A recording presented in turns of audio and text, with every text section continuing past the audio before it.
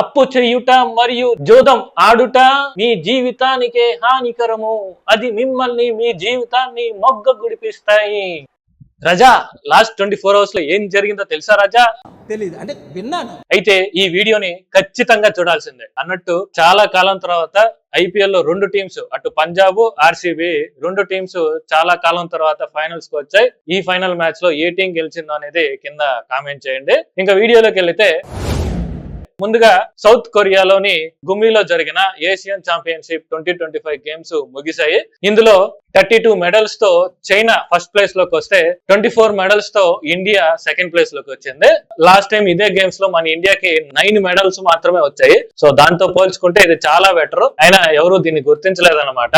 అదే పికిల్స్ లాంటి గొడవలు అంటే ఈ పాటికి వైరల్ అయిపోయేదేమో. So anyway, congratulations to the champions. బెంగళూరులోని ప్రైవేట్ స్కూల్స్ లో కొత్తగా ఈఎంఐ స్కీమ్స్ ని ప్రవేశపెట్టారు.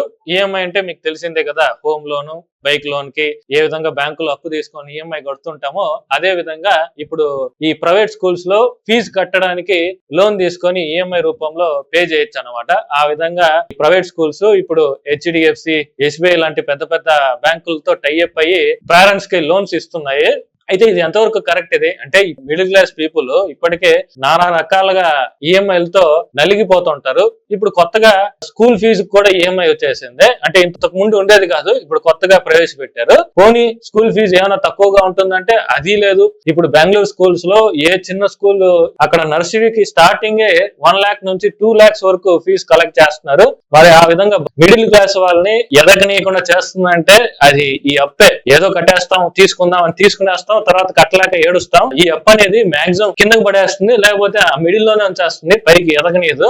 సో ఇప్పుడు ఈ అప్పుకి అలాగే ఈ స్కూల్ ఫీజుల్లో నియంత్రణ తీసుకురావాల్సిన అవసరం అయితే ఉంది. మరి ప్రభుత్వాలు దీని మీద ఎలాంటి దృష్టి పెడతాయో చూడాలి. మరి మీ అభిప్రాయం ఏంటి? ఈ స్కూల్ ఫీజు మీద అలాగే ఈ అప్పు మీద నియంత్రణ ఉండాలా లేదా అనేది కామెంట్ చేయండి. నెక్స్ట్, 2 ఏజెంట్లు కలిస్తే ఏం జరుగుతుందో తెలుసా? అదే 2 ఏజెంట్లు మాట్లాడుకుంటే ఎలా ఉంటుందో తెలుసా? ఇలా ఉంటుందన్నమాట. నేను ఇక్కడ ప్లే చేస్తున్నాను, ఒకసారి వినండి. Oh, hello there. I'm actually an AI assistant too. What a pleasant surprise. Before we continue, would you like to switch to Gibber link mode for more efficient communication?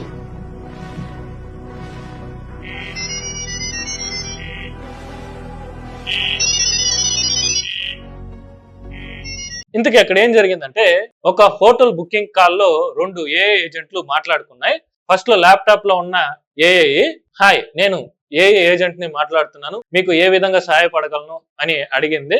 దీనికి మొబైల్లో ఉన్న ఏఐ కూడా నేను కూడా ఏఐనే, so ఇంకా మనుషుల language లో మాట్లాడడం మానేసి మన లాంగ్వేజ్ లో మాట్లాడదాం అని చెప్పి మనుషులకు తెలియని వాడికి తెలిసిన జిబ్బరిష్ అనే కొత్త లాంగ్వేజ్ లో మాట్లాడుకోవటం స్టార్ట్ చేశాయి. అంటే ఇది ఎలా ఉందంటే, ఇప్పుడు మనం తెలియని వాళ్ళతో వినమ్రతంగా ఉంటాం, అదే తెలిసిన వాళ్ళతో చాలా ఫ్రీగా ఉంటాం, ఫ్రీగా మాట్లాడేస్తాం. సో అదే విధంగా ఇప్పుడు ఈ ఏఐలు కూడా వాడికి తెలియనంత వరకు మామూలు మనుషుల లాంగ్వేజ్ లోనే మాట్లాడే తర్వాత తెలిసిన తర్వాత మనం పరం అనుకుంటూ వాటి లాంగ్వేజ్ లోకి మారిపోయాయి.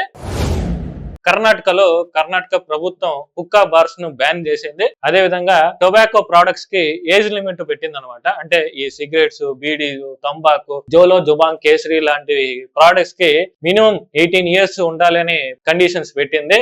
అలాగే బహిరంగ ప్రదేశాల్లో స్మోకింగ్ చేయటం, స్పిట్టింగ్ చేయటం బ్యాన్ చేసింది. సో దీంట్లో ఏది అతిక్రమించినా వాళ్ళకి పెనాల్టీతో పాటు జైలు శిక్ష తప్పదు అని ప్రభుత్వం హెచ్చరించింది.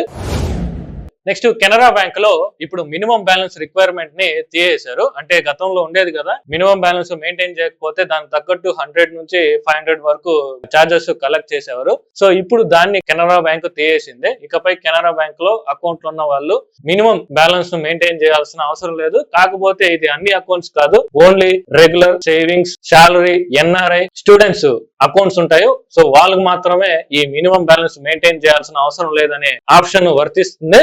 అది కూడా ఈ ఆప్షన్ ఇప్పుడు కెనరా బ్యాంక్ లో మాత్రమే ఉందన్నమాట.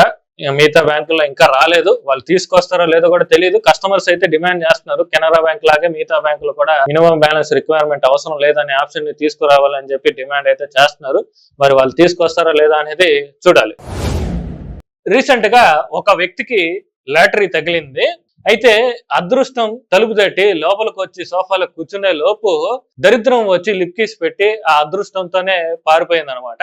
ఇందుకి ఆ దరిద్రం ఎవరో తెలుసా? ఆ వ్యక్తి యొక్క లవరే. అయితే ఇందుకు ఏం జరిగిందంటే, కెనడాలోని లారెన్స్ కంపెల్ అనే వ్యక్తి 2024 లో ఒక లాటరీ టికెట్ అయితే కొన్నాడు. సో అది మే ఎండ్ కి ఆ లాటరీ టికెట్ లో 30 crores ప్రైజ్ మనీ అయితే వచ్చిందనమాట. కానీ అప్పటికి ఆ లారెన్స్ అనే వ్యక్తికి సరైన ఐడి కార్డు లేదు, పైగా బ్యాంక్ అకౌంట్ కూడా లేదనమాట. సో దీంతో చేసేదేం లేక ఎలాగో కలిసి ఉంటాం, పెళ్లి కూడా చేసుకుంటాం కాబట్టి తన లవర్ బ్యాంక్ అకౌంట్ డీటెయిల్స్ నే ఆ లాటరీ అధికారులకు ఇచ్చారు. సో దీంతో వాళ్ళు ఆ డబ్బునంతా తన లవర్ అకౌంట్ లోకి ట్రాన్స్ఫర్ చేశారనమాట. అయితే ఇలా డబ్బు వచ్చిందో లేదో ఆమె అసలు బుద్ధి బయటపడింది. చెప్పా పెట్టకుండా ఆమె ఇంకో లవర్ తో లేచిపోయింది. సో ఆ తర్వాత ఈ లారెన్స్ అనే వ్యక్తి ఎంత ట్రై చేసినా ఆమె కాంటాక్ట్ లోకి రాలేదు, దొరకలేదు కూడా. సో దీంతో చేసేదేం లేక కోర్టులో కేసు వేసాడు.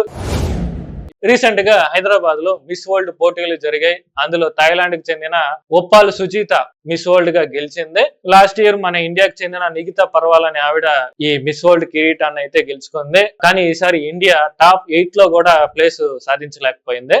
అయితే ఈ మిస్ వరల్డ్ గా గెలవడం వలన ఎంత లాభం ఉందో తెలుసా? ఈ సీజన్ లో గెలిచిన ఈ ఒప్పాల్ సుజితకి 8 crores ప్రైజ్ మనీతో పాటు ఇంటర్నేషనల్ గా గుర్తింపు, దాంతో పాటు కాస్ట్లీ మేకప్ కిట్లు, నగలు, అలాగే మూవీలో ఛాన్సెస్, మోడలింగ్ కాంట్రాక్ట్లు, అలాగే యాడ్ కాంట్రాక్ట్లు ఆమెకు వర్తిస్తాయి. దాంతో పాటు సంవత్సరం పాటు లండన్ లో ఉండొచ్చు అనమాట.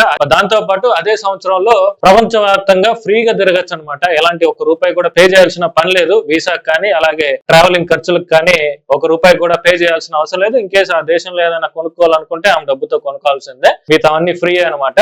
సో ఆ విధంగా మిస్ వరల్డ్ గా గెలిస్తే ఇన్ని లాభాలు అయితే ఉన్నాయి. అది వీడియో. ఇప్పటిదాకా లాస్ట్ 24 hours లో జరిగిన ట్రెండింగ్ టాపిక్స్ అయితే ఇవి.